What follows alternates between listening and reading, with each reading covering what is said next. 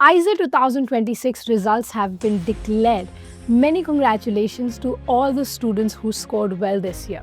Now, India's top rankers even this year were from SciAstra. All India rank 1 for IIT 2026 was a SciAstra student, Soumi Mukherjee.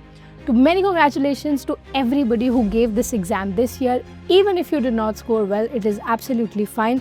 Remember, like I told you previously also, it is important to fill the counseling even if you are on the border, because you never know how luck will favor you.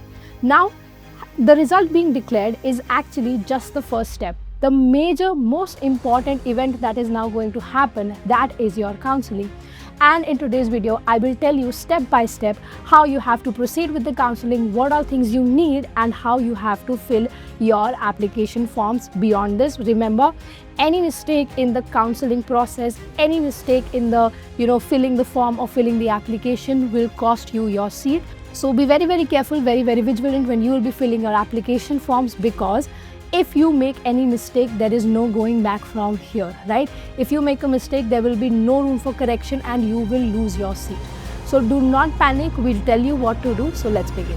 So first thing that you have to do is go to IISER's website, and there you have to get your result downloaded. Now the result visibility will be available only till July 9, 2026. After that, all the process will be just solely for counseling.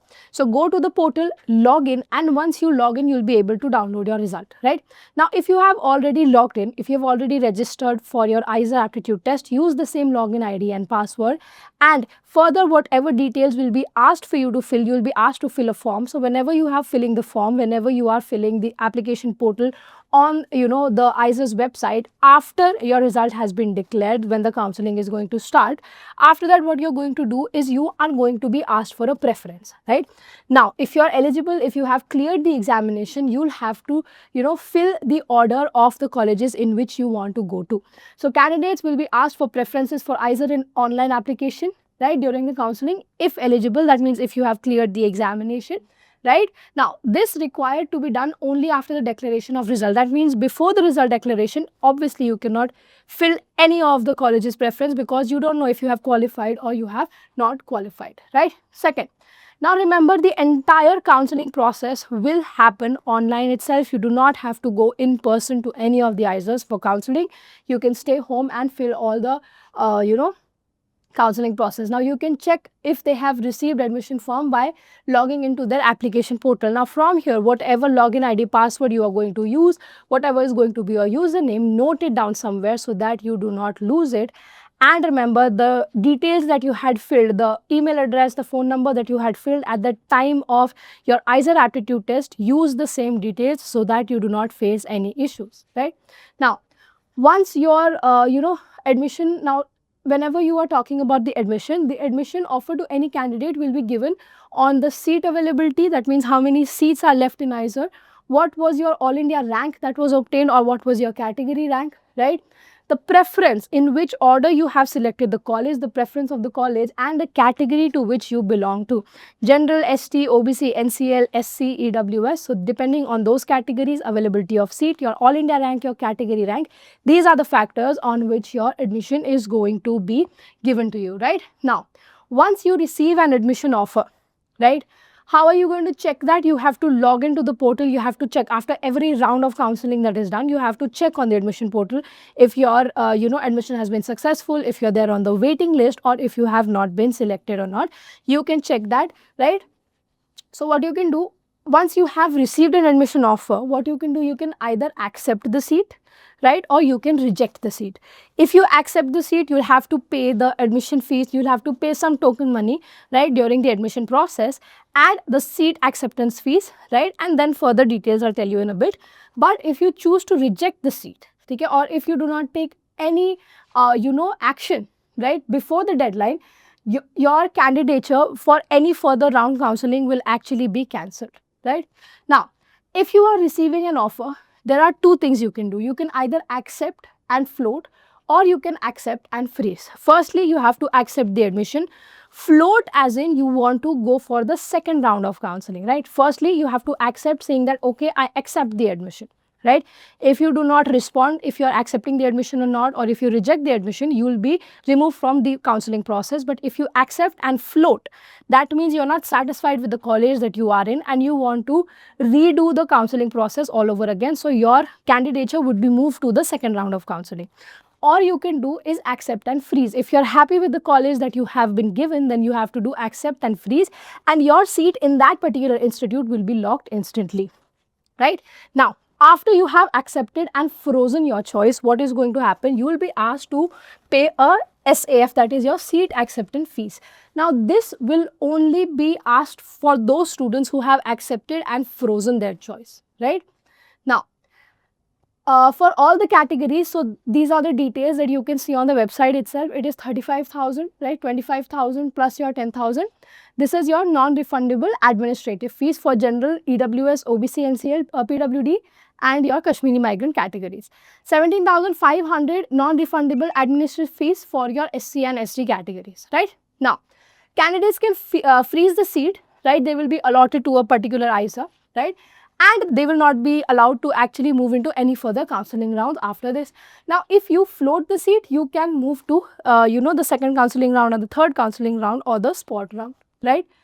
Now, once you have decided to float, again, the second round will happen. Now, it is not necessary that you will get the college that you have put in first preference. You can get the college that you have put in second preference, third preference, fourth, fifth, seventh, right? Now, remember, do not just fill one or two IISER colleges, fill all the colleges so that you can, secure a seat. Hai na?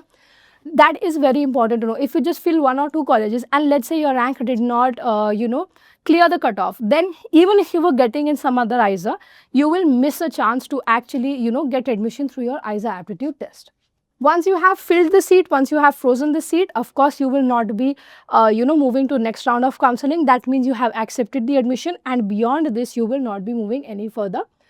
After that, once you have done all the formalities on the website, next you have to upload your documents, right? That is very, very important. So after you have accepted the fees, you will be asked to upload certain documents. Now your IISER aptitude test admit card, your score card, your 10th class mark sheet, your class 12th mark sheet, your category certificates, ST, SC, PWD, EWS, if again you are applicable. Now for Kashmiri migrant students, all those who are taking admission under KM quota, they have their own Kashmiri migrant certificate, so you have to get that made beforehand itself. You can find it in the annexure or some on the website itself of your IISER. Now, after that, what is going to happen? You will upload all these documents, right? Then you will be given a date of joining. So you have to again take these documents with you to the official, college, like in whichever college you've gotten admission. You have to physically report after the entire process has been, completed. And most importantly, remember, you have to take a slip, that fees receipt that you have filled for your SAF, that is your seat acceptance fees. That fee receipt, that printout has to be taken with you, and take at least 2 to 3 passport size photographs. Take the original documents also and carry at least 2 photocopies of each, right? And again, your Aadhaar card or any government ID card, you have to take it with yourself for your verification of the documents also.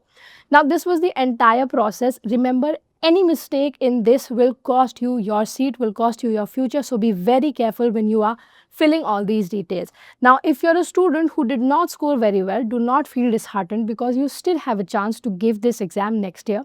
And if you actually are serious about giving this exam next year, so what you can do is go to SciAstra's website. There we have already launched our KALAM batch for 2027. The classes are also starting very, very soon.